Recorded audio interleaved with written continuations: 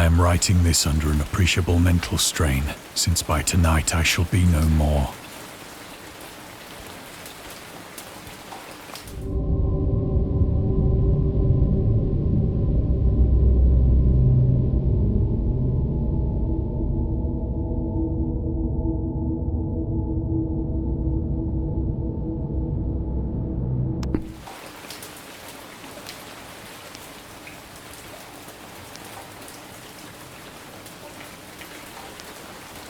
Penniless, and at the end of my supply of the drug which alone makes life endurable, I can bear the torture no longer, and shall cast myself from this garret window into the squalid street below. Do not think from my slavery to morphine that I am a weakling or a degenerate. When you have read these hastily scrawled pages, you may guess, though never fully realize, why it is that I must have forgetfulness or death.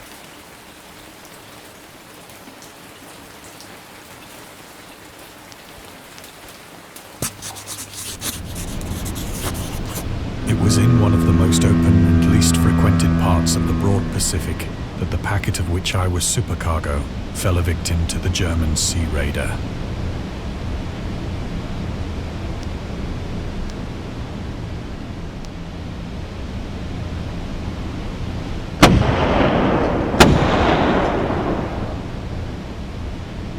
The Great War was then at its very beginning, and the ocean forces of the Hun had not completely sunk to their later degradation.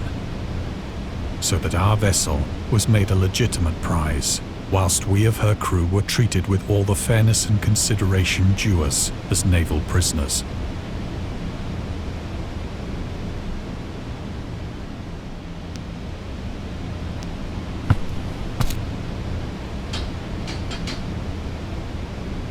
So liberal, indeed, was the discipline of our captors, that 5 days after we were taken, I managed to escape alone in a small boat with water and provisions for a good length of time.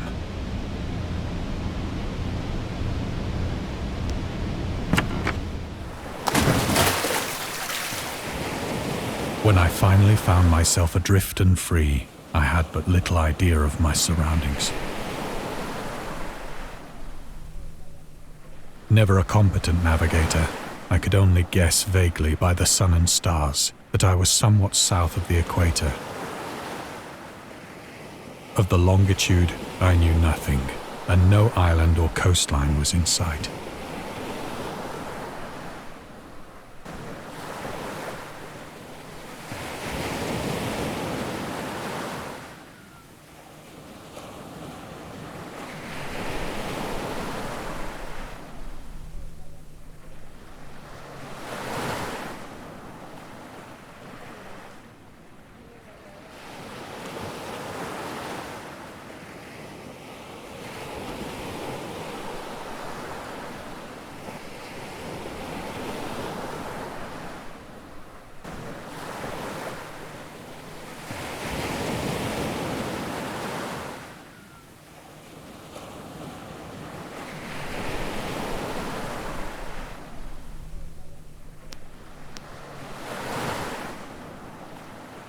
The weather kept fair, and for uncounted days I drifted aimlessly beneath the scorching sun, waiting either for some passing ship or to be cast on the shores of some habitable land.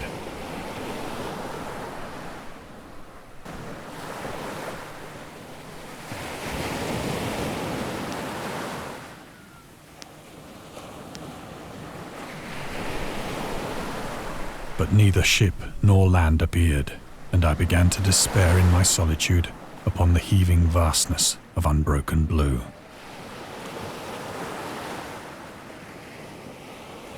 The change happened whilst I slept.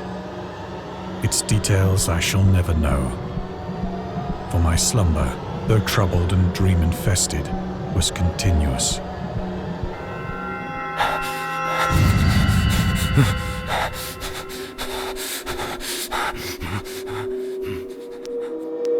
When at last I awoke, it was to discover myself half sucked into a slimy expanse of hellish black mire, which extended about me in monotonous undulations as far as I could see. and in which my boat lay grounded some distance away.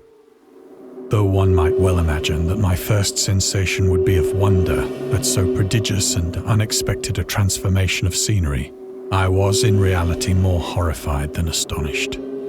For there was in the air and in the rotting soil a sinister quality which chilled me to the very core. The region was putrid with the carcasses of decaying fish and of other less describable things which I saw protruding from the nasty mud of the unending plain. Perhaps I should not hope to convey in mere words the unutterable hideousness that can dwell in absolute silence and barren immensity. There was nothing within hearing and nothing in sight save a vast reach of black slime. Yet the very completeness of the stillness and the homogeneity of the landscape oppressed me with a nauseating fear.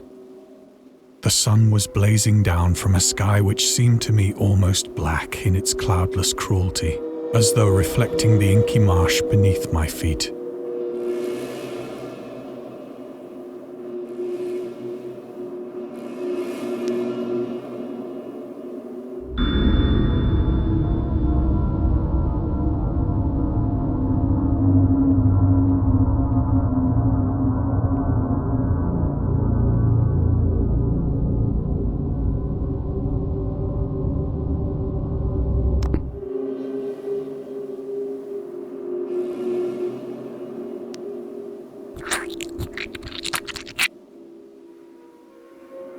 As I crawled into the stranded boat, I realized that only one theory could explain my position.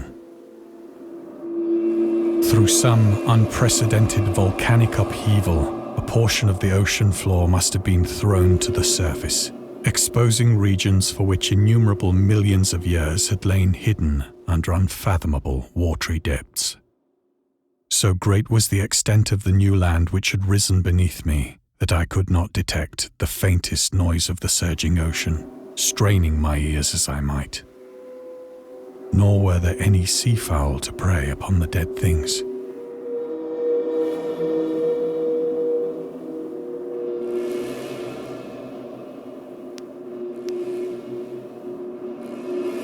For several hours I sat thinking or brooding in the boat, which lay upon its side and afforded a slight shade as the sun moved across the heavens. As the day progressed, the ground lost some of its stickiness and seemed likely to dry sufficiently for traveling purposes in a short time. That night I slept but little, and the next day I made for myself a pack containing food and water, preparatory to an overland journey in search of the vanished sea and possible rescue.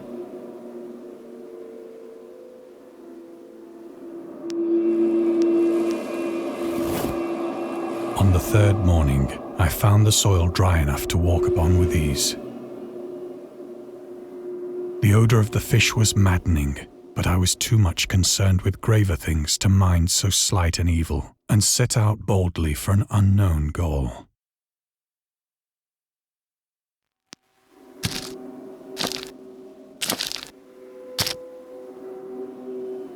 All day I forged steadily westward, guided by a faraway hummock which rose higher than any other elevation on the rolling desert.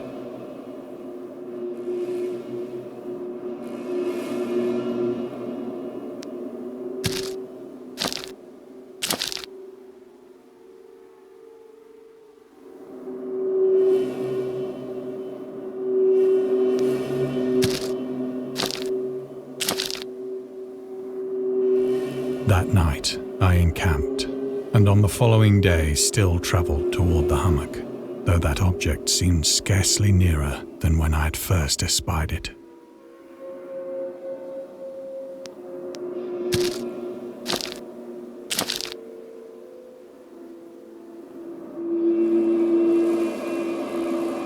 By the fourth evening, I attained the base of the mound, which turned out to be much higher than it had appeared from a distance, an intervening valley setting it out in sharper relief from the general surface. Too weary to ascend, I slept in the shadow of the hill. I know not why my dreams were so wild that night. but ere the waning and fantastically gibbous moon had risen far above the eastern plain, I was awake in a cold perspiration, determined to sleep no more. Such visions as I had experienced were too much for me to endure again, and in the glow of the moon I saw how unwise I had been to travel by day. Without the glare of the parching sun, my journey would have cost me less energy. Indeed, I now felt quite able to perform the ascent which had deterred me at sunset. Picking up my pack, I started for the crest of the eminence.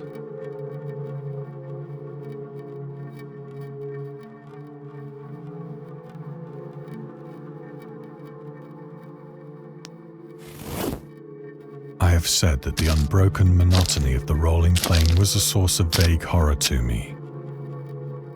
But I think my horror was greater when I gained the summit of the mound and looked down the other side into an immeasurable pit or canyon,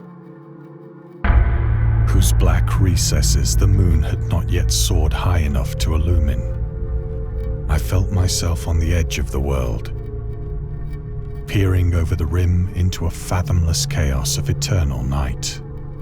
Through my terror ran curious reminiscences of Paradise Lost, and of Satan's hideous climb through the unfashioned realms of darkness.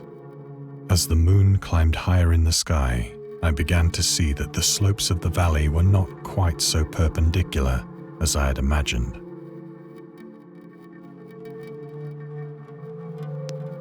Ledges and outcroppings of rock afforded fairly easy footholds for a descent, whilst after a drop of only a few hundred feet, the declivity became very gradual.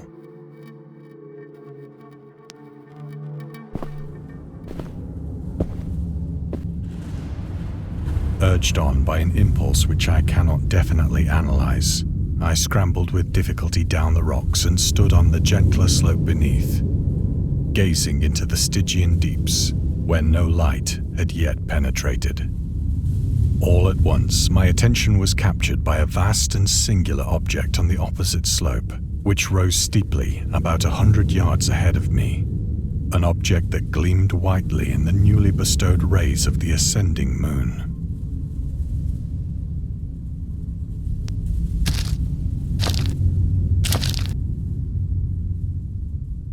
That it was merely a gigantic piece of stone, but I was conscious of a distinct impression that its contour and position were not altogether the work of nature.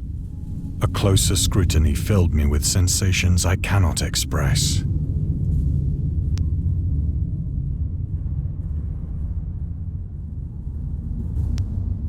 For despite its enormous magnitude, and its position in an abyss which had yawned at the bottom of the sea since the world was young, I perceived beyond a doubt that the strange object was a well-shaped monolith, whose massive bulk had known the workmanship and perhaps the worship of living and thinking creatures. Dazed and frightened, yet not without a certain thrill of the scientist's or archaeologist's delight, I examined my surroundings more closely.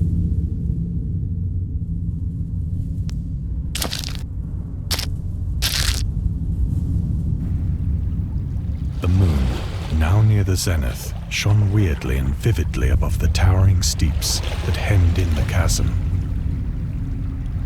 and revealed the fact that a far-flung body of water flowed at the bottom, winding out of sight in both directions and almost lapping my feet as I stood on the slope. Across the chasm, the wavelets washed the base of the Cyclopean monolith, on whose surface I could now trace both inscriptions and crude sculptures.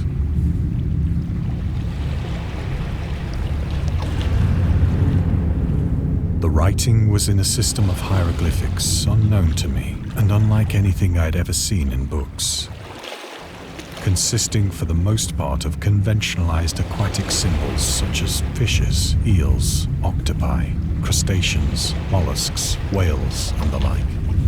Several characters obviously represented marine things which are unknown to the modern world, but whose decomposing forms I had observed on the ocean-risen plain. It was the pictorial carving, however, that did most to hold me spellbound.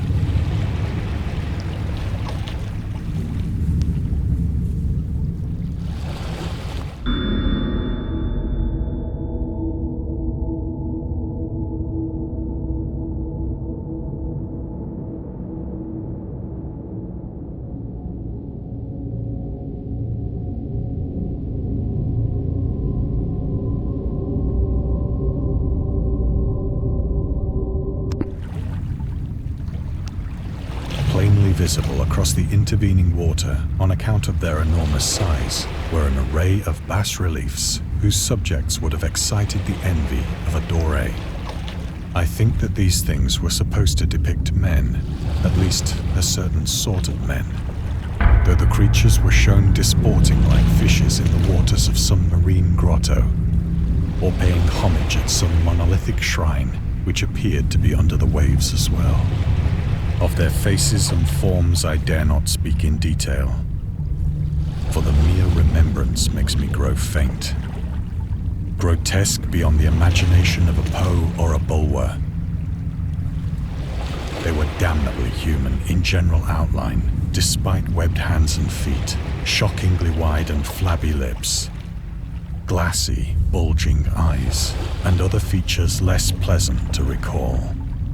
Curiously enough, they seem to have been chiseled badly out of proportion with their seeming background, for one of the creatures was shown in the act of killing a whale, represented as but little larger than himself. I remarked, as I say, their grotesqueness and strange size, but in a moment decided that they were merely the imaginary gods of some primitive fishing or seafaring tribe. Some tribe whose last descendant had perished eras before the first ancestor of the Piltdown or Neanderthal man was born.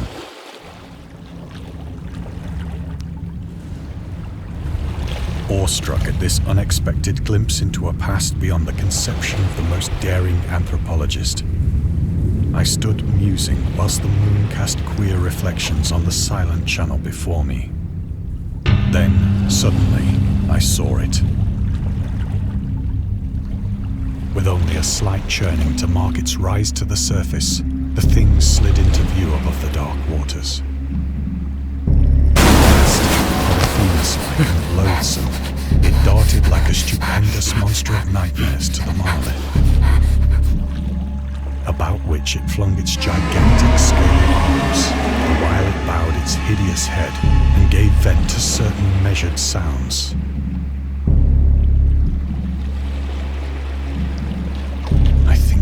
Mad then. Of my frantic ascent of the sloping cliff and of my delirious journey back to the stranded boat, I remember little.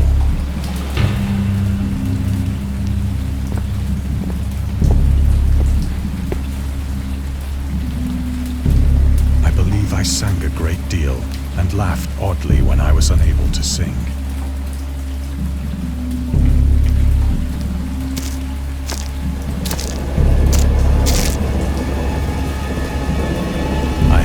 Distinct recollections of a great storm sometime after I reached the boat. At any rate, I know that I heard pearls of thunder and other tones which nature utters only in her wildest moods.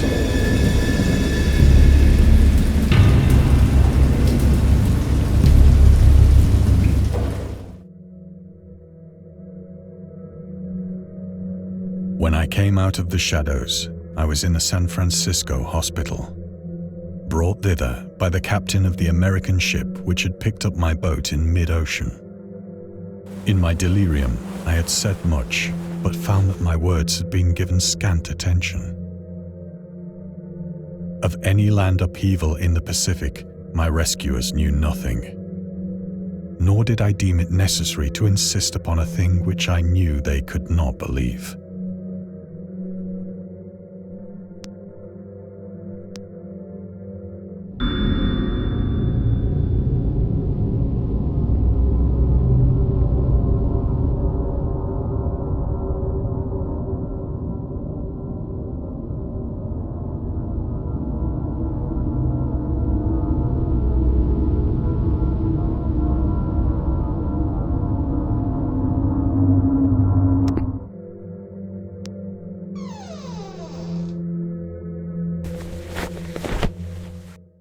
Once I sought out a celebrated ethnologist and amused him with peculiar questions regarding the ancient Philistine legend of Dagon, the fish god.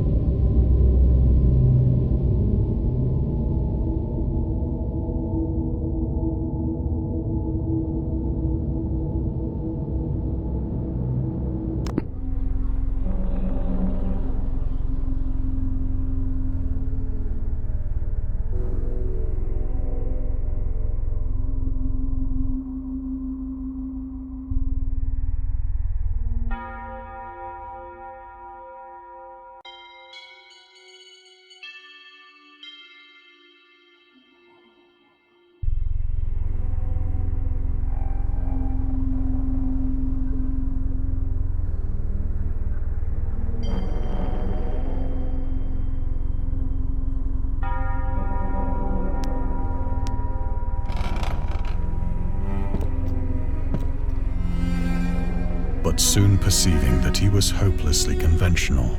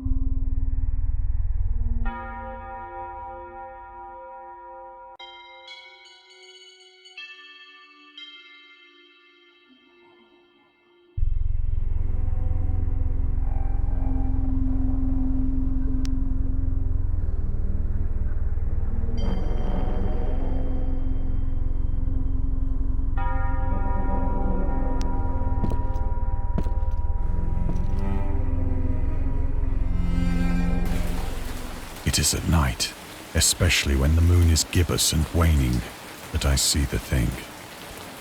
I tried morphine, but the drug has given only transient surcease and has drawn me into its clutches as a hopeless slave.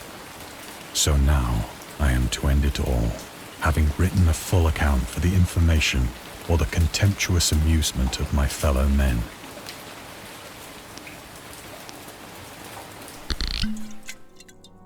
Often, I ask myself if it could not all have been a pure phantasm.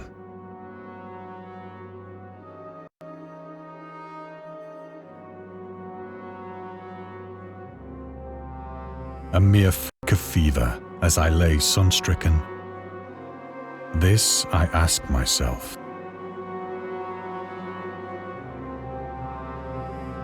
I cannot think of the deep sea without shuddering at the nameless things that may at this very moment be crawling and floundering on its slimy bed, worshipping their ancient stone idols and carving their own detestable likenesses on submarine obelisks of water-soaked granite.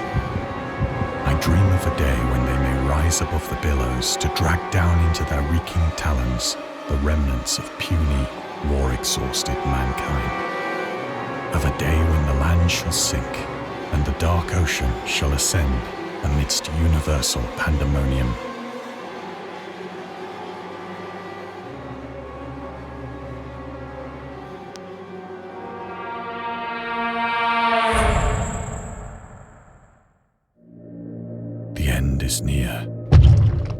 hear a noise at the door, as of some immense slippery body lumbering against it.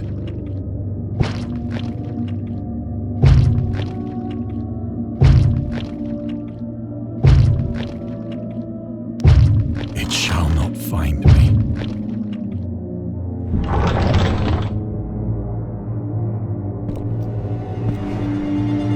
God, that hand!